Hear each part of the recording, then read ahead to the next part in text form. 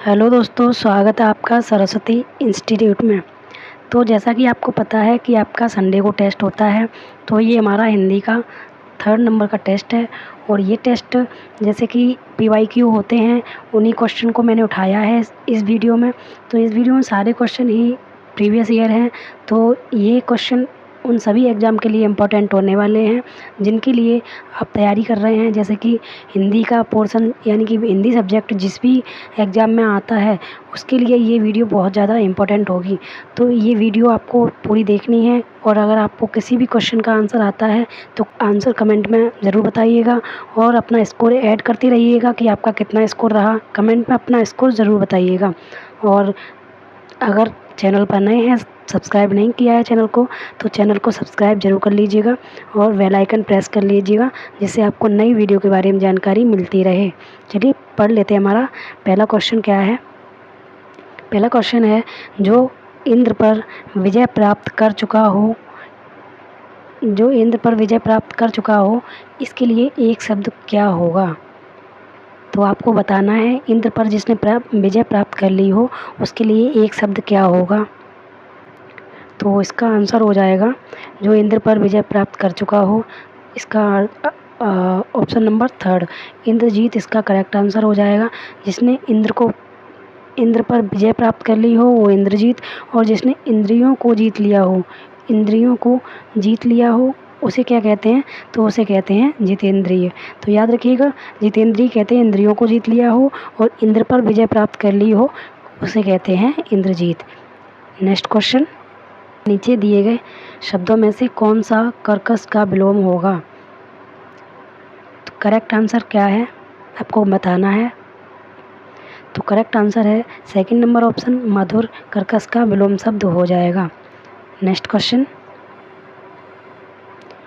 ईश्वर तुम्हें दीर्घ आयु दे। तो दीर्घ आयु दे ये किस तरह का वाचक वाक्य है। तो आपको बताना है, ईश्वर तुम्हें दीर्घायु दे, अर्थ के आधार पर वाक्य भेद बताइए। तो अर्थ के आधार पर इसका भेद क्या होगा।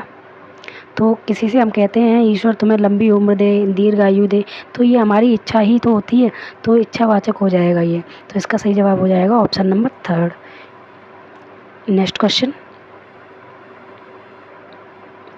भवभूति ने एकमात्र रस किसे माना है। तो आपको बताना है, ये भवभूति थे, इन्होंने एकमात्र रस किसे माना है। करेक्ट आंसर हो जाएगा, करोड़ रस को इन्होंने एकमात्र रस माना है। नेक्स्ट क्वेश्चन, हिंदी की आदि जननी भाषा कौन सी है आपको बतानी है। तो हिंदी की आदि जननी भाषा किसे कहा जाता है। ऑप्शन है पाली, संस्कृत, अपभ्रंश या प्राकृत। तो करेक्ट आंसर हो जाएगा, संस्कृत भाषा को हिंदी की आदि जननी भाषा कहा जाता है। नेक्स्ट क्वेश्चन, क्वेश्चन नंबर 6 है, संविधान की 8वीं अनुसूची में कुल कितनी भाषाएं हैं। तो संविधान की 8वीं अनुसूची में कुल कितनी भाषाएं हैं। करेक्ट आंसर है 22 भाषाएं हैं संविधान की 8वीं अनुसूची में। नेक्स्ट क्वेश्चन, जिसका कोई शत्रु ही पैदा ना हुआ हो, अर्थात जिसका कोई शत्रु ही ना हो, उसके लिए एक शब्द क्या होगा। तो इसका करेक्ट आंसर देख लेते हैं क्या है। करेक्ट आंसर है अजात शत्रु। अजात शत्रु ये हमारा सही लिखा है, जबकि ये तीनों गलत तरीके से लिखे गए हैं, तो ये तीनों गलत हो जाएंगे और अजात शत्रु हमारा सही हो जाएगा। जिसका कोई शत्रु पैदा ना हुआ हो शत्रु कहा जाता है। नेक्स्ट क्वेश्चन, है, निम्नलिखित में से कौन सा शब्द शुद्ध है। तो आपको बताना है इनमें से कौन सा शब्द शुद्ध है। ऑप्शन नंबर 3 हमारा करेक्ट आंसर हो जाएगा, कवित्री। ऐसे ही लिखा जाता है, यही हमारा शुद्ध शब्द है, जबकि ये तीनों अशुद्ध शब्द हैं। तो ये तीनों अशुद्ध हैं और ये वाला शुद्ध शब्द है। ये भी क्वेश्चन बहुत ज़्यादा इंपॉर्टेंट है, याद रखिएगा, कई बार पूछा जा चुका है कवित्री कैसे लिखा जाता है। तो याद रखना है कवित्री ऐसे लिखा जाता है, जबकि ये वाला गलत माना जाता है। ये इस तरह से स्टार्ट नहीं होता है, इस तरह से स्टार्ट होता है। नेक्स्ट क्वेश्चन, अविकारी शब्द कौन सा है। अविकारी शब्द कौन से होते हैं, तो आपको बता दूं, अविकारी शब्द वे शब्द होते हैं जो लिंग वचन कारक में किसी भी प्रकार से परिवर्तन ना होने को अविकारी शब्द कहते हैं। तो वो कौन से शब्द होते हैं? तो करेक्ट आंसर है ऑप्शन नंबर 3 अव्यय। ये अविकारी शब्द है, जबकि संज्ञा, सर्वनाम और विशेषण ये विकारी शब्द कहलाते हैं, क्योंकि इनमें परिवर्तन हो जाता है और अव्यय शब्दों में परिवर्तन नहीं होता। इस तरह से हमारा ऑप्शन नंबर 3 करेक्ट आंसर हो जाएगा। नेक्स्ट क्वेश्चन, क्वेश्चन नंबर 10 है, राजभाषा आयोग का गठन कब हुआ था? तो राजभाषा आयोग का गठन कब हुआ था आपको बताना है। करेक्ट आंसर है 1955 ईस्वी में राजभाषा आयोग का गठन हुआ था। नेक्स्ट क्वेश्चन,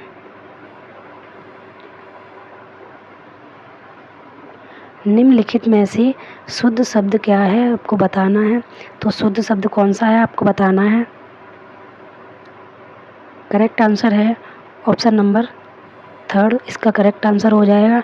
अध्ययन को इसी प्रकार से लिखा जाता है, जबकि हम लोग नॉर्मली भाषा में इसको ऐसे लिखते हैं, ये गलत माना जाता है, ये हमारा सही होगा। नेक्स्ट क्वेश्चन, हिंदी में संयुक्त व्यंजनों की संख्या कितनी है? तो संयुक्त व्यंजनों की संख्या कुल कितनी है आपको बताना है। करेक्ट आंसर है ऑप्शन नंबर 3, 4 हमारे संयुक्त व्यंजन होते हैं। तो संयुक्त व्यंजन पहले देख लेते हैं क्या क्या होते हैं। 4 संयुक्त व्यंजन कौन कौन से हैं देख लेते हैं। तो वो हैं छ, त्र, ज्ञा और एक ऐसे लिखा जाता है स्र। तो ये हमारे 4 संयुक्त व्यंजन हैं। और ये 4 संयुक्त व्यंजन किसे कहते हैं, इसकी परिभाषा है 2 या 2 से अधिक वर्णों से मिलकर बनने वाले अक्षर संयुक्त व्यंजन कहलाते हैं। नेक्स्ट क्वेश्चन, किस समास में पहला पद संख्यावाची होता है? तो पहला पद संख्यावाची किस समास का होता है याद रखिएगा। तो इसका करेक्ट आंसर आपको पता होगा, बताइए। इसका करेक्ट आंसर हो जाएगा द्विगु समास ये होता है। द्विगु समास में पहला पद होता है वो संख्यावाची होता है। इसका उदाहरण होता है जैसे कि पंचवटी। तो पंचवटी में देखिए, पंचवटी में पहला पद ये हो जाएगा पंच, यानी कि पंच मतलब 5 हो जाएगा, और 5 का मतलब हो जाएगा संख्यावाची। तो याद रखिएगा पहला पद संख्यावाची होता है द्विगु समास में। नेक्स्ट क्वेश्चन है, राजपुत्र में कौन सा समास है? तो राजपुत्र में कौन सा समास है आपको बताना है। इसको तोड़ के देखिए, राजपुत्र यानी कि राजा का पुत्र, राजा का पुत्र। तो कैसे पता चलेगा आपको ये इसमें कौन सा समास है? तो राजा का की के ये सब चीज़ें आ जाती हैं, तो ये तत्पुरुष समास में चला जाता है। इस तरह से हमारा ऑप्शन नंबर 1 सही हो जाएगा। नेक्स्ट क्वेश्चन, भारतीय संविधान में किस भाषा को राजभाषा के रूप में स्वीकार किया गया है?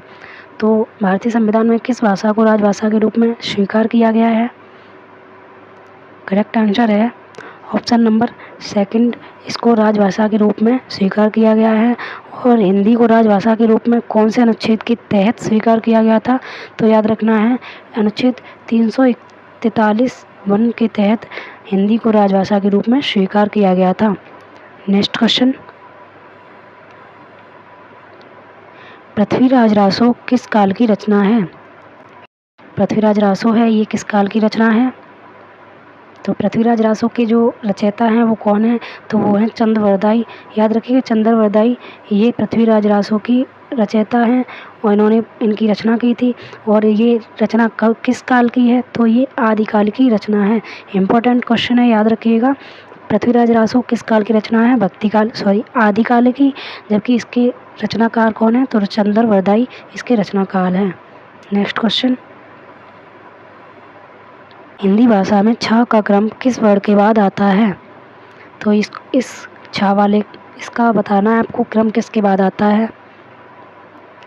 तो छ का क्रम आता है क के बाद। तो ये छ है ये बना भी क से मिलकर है, तो याद रखिएगा क शब्द के बाद छ वर्ड आता है। नेक्स्ट क्वेश्चन, अक्ल का दुश्मन मुहावरे का अर्थ है। तो अक्ल का दुश्मन बोलते हैं हम लोग, अक्ल का दुश्मन हो गया है, इसे अकल ही नहीं है। तो ये इसका अर्थ क्या होगा? करेक्ट आंसर है महामूर्ख ये अक्ल का दुश्मन कहलाता है। जिसे कुछ पता ही ना हो कि क्या करना है कैसे करना है, वो महामूर्ख यानी कि अक्ल का दुश्मन कहलाता है। नेक्स्ट क्वेश्चन, दिए गए शब्दों में से शुद्ध वर्तनी वाला शब्द कौन सा होगा? तो शुद्ध वर्तनी वाला शब्द कौन सा है?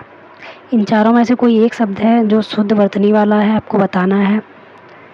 तो मुहूर्त ये गलत हो जाएगा, और मुहूर्त ये भी गलत हो जाएगा, और मुहूर्त ये भी गलत हो जाएगा। तो हमारा सही आंसर हो जाएगा मुहूर्त। तो मुहूर्त ऐसे लिखा जाता है, याद रखिएगा, ये हमारा सही हो जाएगा। नेक्स्ट क्वेश्चन, राष्ट्र शब्द का विशेषण क्या होगा? तो राष्ट्र शब्द का विशेषण क्या है, देख लेते हैं। इसका करेक्ट आंसर क्या होगा? राष्ट्रीय, ये तो गलत हो ही जाएगा क्योंकि राष्ट्रीय ऐसे लिखा नहीं जाता, पहली बात। दूसरी बात, सौराष्ट्र ये भी गलत हो जाएगा, और राष्ट्रीयता ये भी गलत हो जाएगा। तो इसका करेक्ट आंसर हो जाएगा राष्ट्रीय। पता कैसे चलेगा कि यही हमारा विशेषण है? तो याद रखिएगा, विशेषण शब्द वो होते हैं जो अपने बाद किसी न किसी की मांग करते हैं। जैसे काला, तो काला क्या, काला मान लीजिए कपड़ा, काला कुछ भी मान लीजिए। और इस तरह से जो शब्द अपने बाद में किसी न किसी शब्द की मांग करते हैं, वो हमारे विशेषण शब्द कहलाते हैं। तो राष्ट्रीय क्या, राष्ट्रीय हमारी राष्ट्रीय भाषा, राष्ट्रीय राजधानी या जो भी है, तो उसके बाद किसी भी शब्द की मांग करता है अगर कोई शब्द, तो वो हमारा विशेषण शब्द कहलाता है। तो इस तरह से हमारा हो जाएगा राष्ट्रीय, ऑप्शन नंबर 2। नेक्स्ट क्वेश्चन, दो वर्णों के मेल से होने वाले विकार या परिवर्तन को क्या कहते हैं?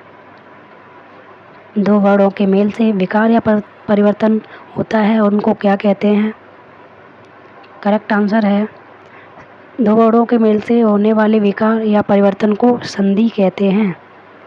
नेक्स्ट क्वेश्चन, हिंदी का सर्वप्रथम प्रकाशित पत्र कौन सा है? तो हिंदी का सर्वप्रथम प्रकाशित पत्र है उदंत मार्तंड, यानी कि ऑप्शन नंबर 3 हमारा करेक्ट आंसर हो जाएगा। और ये क्वेश्चन बहुत ज़्यादा इंपॉर्टेंट, कई बार पूछा जा चुका है, याद रखिएगा। हिंदी का सर्वप्रथम प्रकाशित पत्र कौन सा है? नेक्स्ट क्वेश्चन, किस काल को स्वर्ण काल की संज्ञा दी गई है? स्वर्ण काल किस काल को कहा जाता है, आपको बताना है। ये भी क्वेश्चन बहुत ज़्यादा इंपॉर्टेंट है। तो स्वर्ण काल की संज्ञा दी गई है भक्ति काल को, भक्ति काल को स्वर्ण काल की संज्ञा दी गई है। नेक्स्ट क्वेश्चन, हंस पत्रिका के संपादक कौन हैं? तो हंस पत्रिका थी, इसके संपादक कौन थे? करेक्ट आंसर हो जाएगा मुंशी प्रेमचंद्र हंस पत्रिका के संपादक है। याद रखिएगा, इंपॉर्टेंट क्वेश्चन है। ये क्वेश्चन कई बार पूछे जा चुके हैं, वही क्वेश्चन मैंने इस वीडियो में लिए हैं। इस तरह से आपको ये वीडियो पूरी देखनी है और कमेंट में बताना है कि आपके कितने आंसर सही हुए। नेक्स्ट क्वेश्चन, इम्पोर्टेंट क्वेश्चन है, याद रखिएगा इसको भी। तो अन्या से अनन्या किसकी रचना है? करेक्ट आंसर हो जाएगा प्रभा खेतान के द्वारा अन्या से अनन्या रचना लिखी गई है, और ये रचना कई बार पूछी जा चुकी है, याद रखिएगा, इम्पोर्टेंट क्वेश्चन है। नेक्स्ट क्वेश्चन, बीजक किसकी रचना है? ये तो बहुत ही सिंपल क्वेश्चन है। तो बीजक कबीरदास जी द्वारा लिखी गई रचना है। इम्पोर्टेंट है, ये भी याद रखिएगा क्योंकि पता होता है, इसलिए सिंपल क्वेश्चन था। नेक्स्ट क्वेश्चन, शोक किस रस का स्थायी भाव है? तो स्थायी भाव शोक है, ये किसका है? इसके सुनने से ही पता चल रहा है कि ये करुण रस का स्थायी भाव हो जाएगा। नेक्स्ट क्वेश्चन, दोहा के प्रत्येक चरण में कितनी मात्राएं होती हैं? तो दोहा के प्रत्येक चरण में कितनी मात्राएं होती हैं, आपको बताना है। करेक्ट आंसर हो जाएगा ऑप्शन नंबर 3, 24 मात्राएं प्रत्येक चरण में होती हैं। नेक्स्ट क्वेश्चन, लड़की पेड़ से गिर गई में कौन सा कारक है? तो लड़की पेड़ से नीचे गिर गई, यानी कि पेड़ से अलग होकर ही तो गिरी, तो अलग होने को क्या कहते हैं? अपादान कारक। जिसमें किसी भी चीज़ को किसी भी चीज़ से अलग किया जाता है, या किसी भी वस्तु को या किसी भी इंसान को एक स्थान से दूसरे स्थान पर अगर पहुंच जाती है वो चीज़, तो उसमें अपादान कारक ही होता है। जैसे पत्ता पेड़ से गिर गया, ये भी अपादान कारक में आ जाएगा। नेक्स्ट क्वेश्चन है, राष्ट्रीय हिंदी दिवस कब मनाया जाता है? तो राष्ट्रीय हिंदी दिवस कब मनाया जाता है? करेक्ट आंसर हो जाएगा। आपको ये क्वेश्चन बहुत ज़्यादा पूछा जाता है, तो याद रखना है कि राष्ट्रीय हिंदी दिवस और विश्व हिंदी दिवस कब मनाया जाता है। तो राष्ट्रीय हिंदी दिवस मनाया जाता है 14 सितंबर को। ये प्रत्येक वर्ष 14 सितंबर को मनाया जाता है। जबकि विश्व हिंदी दिवस कब मनाया जाता है, ये आपको कमेंट में बताना है कि विश्व हिंदी दिवस कब मनाया जाता है। और 2 अक्टूबर को मनाया जाता है अहिंसा दिवस, यानी कि गांधी जयंती और लाल बहादुर शास्त्री जयंती। और 14 नवंबर को बाल दिवस मनाया जाता है। Pandit Jawaharlal Nehru ji first prime minister of India थे, इनकी याद में हर साल बाल दिवस 14 नवंबर को मनाया जाता है। और 10 जनवरी को विश्व हिंदी दिवस मनाया जाता है। तो इस तरह से हमारा जो सही आंसर हो जाएगा इसका, वो हो जाएगा 14 सितंबर, यानी कि ऑप्शन नंबर 2 इसका सही आंसर हो जाएगा। राष्ट्रीय हिंदी दिवस 14 सितंबर को मनाया जाता है। तो इस तरह से हमारी ये वीडियो यहीं पर समाप्त होती है। उम्मीद करती हूँ वीडियो आपको पसंद आई होगी और आपके कितने आंसर सही हुए कमेंट में ज़रूर बताइएगा और वीडियो को लाइक ज़रूर कर दीजिएगा। चलिए मिलते हैं एक नई वीडियो के साथ, तब तक के लिए जय हिंद।